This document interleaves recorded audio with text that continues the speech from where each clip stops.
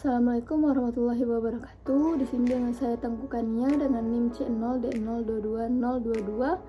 Baiklah, di sini saya akan menjelaskan biaya dalam akuntansi pajak.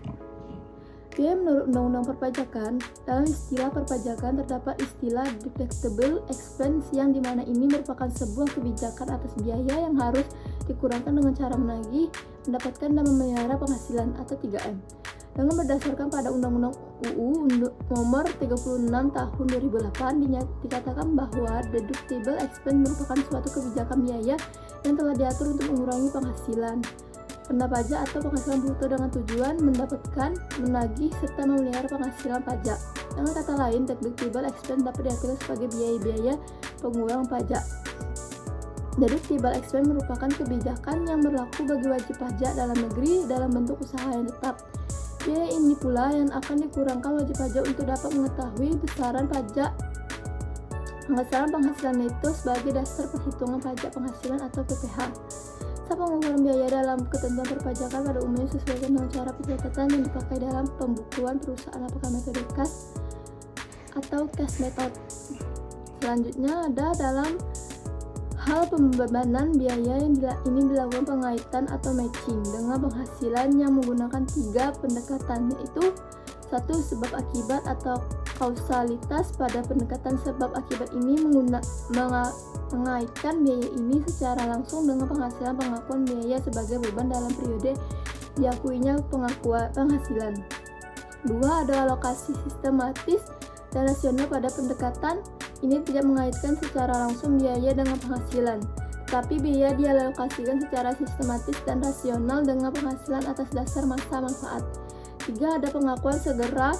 Pendekatan pengakuan segera ini yaitu terhadap biaya yang dapat dikaitkan dengan penghasilan melalui pendekatan ke-1 atau pendekatan kedua akan dibebankan secara segera terhadap penghasilan pada tahun pengeluaran.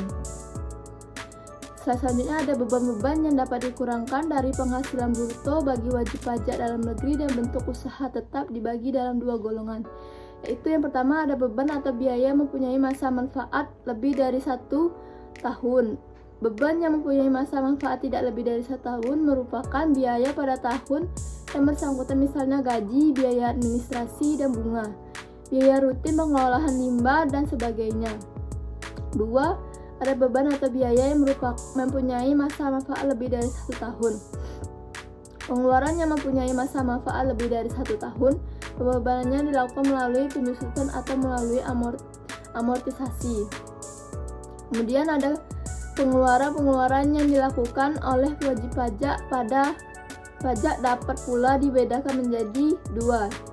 Pertama, ada pengeluaran yang dapat dibebankan sebagai biaya.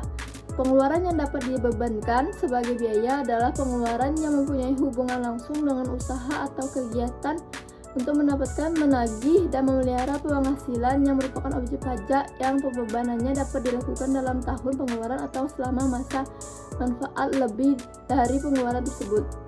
Kedua adalah pengeluaran yang tidak dapat dibebankan sebagai biaya atau non-deductible expense. Pengeluaran yang tidak dapat dikurangkan dari penghasilan bruto atau tidak dapat dibebankan sebagai biaya adalah pengeluaran untuk mendapatkan, menagih, dan memelihara penghasilan yang bukan merupakan objek pajak, atau pengeluaran dilakukan tidak dalam batas-batas yang wajar sesuai dengan alat kebiasaan pedagang yang baik. Oleh karena itu, pengeluaran yang melampaui batas kewajaran dipengaruhi oleh hubungan istimewa, maka pengeluaran tersebut tidak boleh dikurangkan dari penghasilan bruto.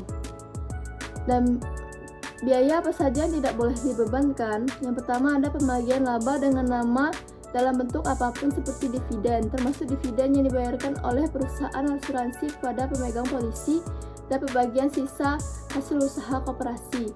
Yang kedua ada biaya yang dibebankan atau dikeluarkan untuk kepentingan pribadi, pemegang saham, sekutu atau anggota. Yang ketiga ada pembentukan atau pemumpukan dana cadangan, kecuali cadangan piutang tidak tertagih untuk usaha bank dan sewa dengan hak opsi, cadangan untuk usaha asuransi, dan cadangan biaya reklamasi untuk usaha pertambangan yang ketentuannya dan syarat-syaratnya ditetapkan dengan keputusan Menteri Keuangan. Yang keempat, ada premi asuransi kesehatan, asuransi kecelakaan, asuransi jiwa, dan asuransi guna dan asuransi beasiswa yang dibayar oleh wajib pajak orang pribadi, kecuali jika dibayar oleh pemberi kerja dan premi tersebut dihitung sebagai penghasil bagi wajib pajak yang bersangkutan. Kelima, ada penggantian atau imbalan sehubungan dengan pekerjaan atau jasa yang diberikan dalam bentuk natura dan kenikmatan, kecuali penyediaan makanan dan minuman bagi seluruh pegawai serta pengganti atau imbalan dalam bentuk natura kenikmatan di daerah tertentu yang berkaitan dengan pelaksanaan pekerjaan yang ditetapkan dengan keputusan Menteri Keuangan. Dan selanjutnya ada klasifikasi biaya sesuai aturan pelaksanaan Undang-Undang Perpajakan yang dibagi menjadi 3. Yang pertama ada biaya program jam sostek, kedua ada biaya pengobatan dan pembebanan, ketiga ada biaya rekreasi dan olahraga biaya. Kompensasi kerugian.